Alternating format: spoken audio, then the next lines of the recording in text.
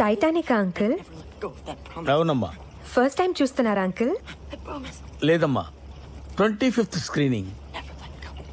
మీకు love stories అంటే అంత ఇష్టమా అంకుల్? నాకా?